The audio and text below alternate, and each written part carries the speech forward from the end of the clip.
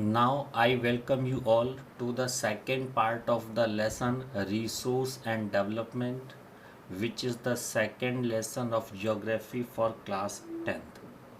In this part, we will study about the classification of soil. In India, basically there are six types of soils: alluvial soil, black soil, red and yellow soil, laterite soil, arid soil, and forest soil. First of all, we will know about alluvial soil. It is the most important and most widely spread soil of India. It is formed by the sediments deposited by the rivers, basically three important Himalayan river systems of India: Indus, the Ganges, and the Brahmaputra. This soil consists of various proportions of sand, silt, and clay. That's why it is regarded as the most fertile soil. There are two basic categories or types of alluvial soil on the basis of their age. Khadar is new alluvial and Bangar is old alluvial soil. This soil contains adequate proportion of potash, phosphoric acid, and lime. That's why it is ideal for growing sugarcane, paddy, wheat, and other cereals and pulses crops. The Punjab, Haryana, Uttar Pradesh, Bihar, West Bengal, Assam, and the deltaic parts of the plateau, peninsular India are the areas where this soil is abundantly found. Second is black soil. This soil is black in color, that's why it's called black soil, also known as regur soil. As this soil is ideal for growing cotton, it is also known as black cotton soil. It is made up of extremely fine clayey material. That's why it has a very good capacity to hold water, to hold moisture. This soil is rich in soil nutrients like calcium carbonate, magnesium, potash, and lime. But generally, it is poor in phosphoric contents. That's why it develops deep cracks during hot weather. Next is red and yellow soil, which develops on crystalline igneous rocks. It is basically found in Orissa, Chhattisgarh, the eastern and southern part of the Deccan Plateau, southern part of Middle Ganga Plain, and along the Piedmont zone of Western Ghats. This soil develops a reddish color due to the diffusion of iron in crystalline and metamorphic rocks, but it looks yellow when it occurs in a hydrated form. Next type of soil is laterite soil. The laterite word comes from the Latin word later, which means bricks. This soil develops in those areas that have high temperature and heavy rainfall. Humus content is very low in this soil because most of the microorganisms get destroyed due to high temperature. But due to some agricultural, irrigational methods and using manure and fertilizer, this soil can be suitable for cultivation also.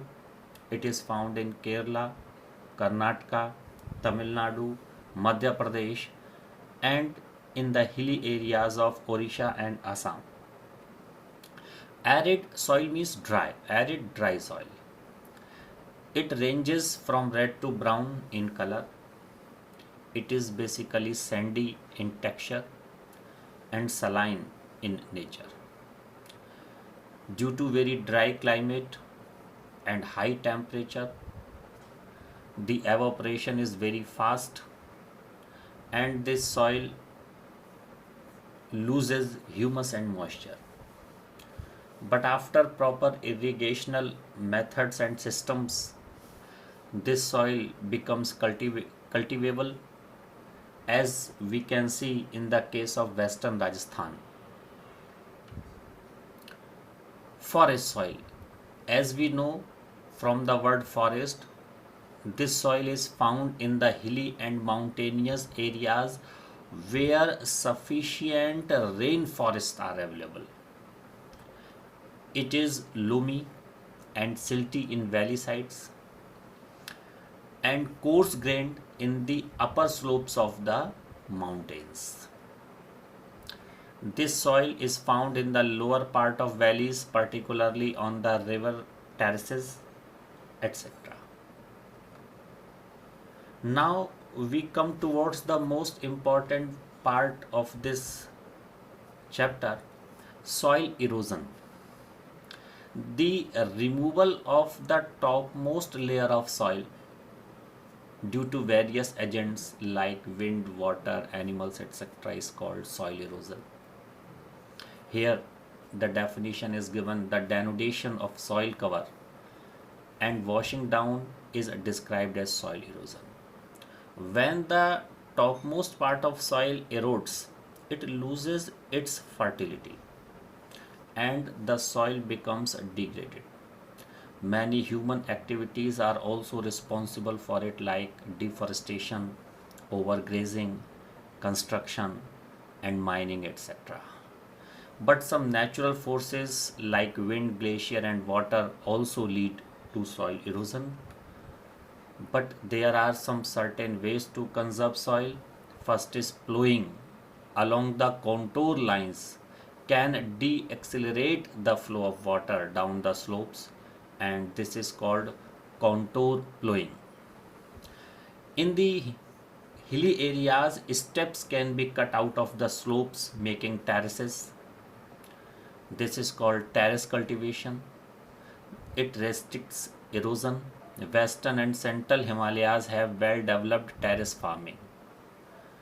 In plains, large fields can also be divided into small parts, into strips, and the grass is grown between those strips. This method is known as strip cropping. Sometimes the trees can be planted around the field areas. So these rows of trees are called shelter belts, and they also reduce the soil erosion process. At the end of this part, you are given some questions for your practice. Here you are given some multiple choice questions. Each question contains 4 options. You can find the most suitable or correct option from these 4 options. Please look at them. This is the map showing the major soil distribution in India. The green color part in Himalayas, Jammu, Kashmir, Himachal Pradesh, Uttarakhand, Sikkim, and some part of Arunachal Pradesh, it is forest and mountainous soil.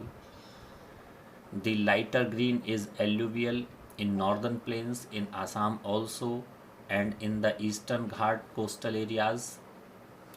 Red and yellow soil, black soil in the central part, some part in Gujarat also, and laterite and arid soil. Arid soil is available in the western part of Rajasthan.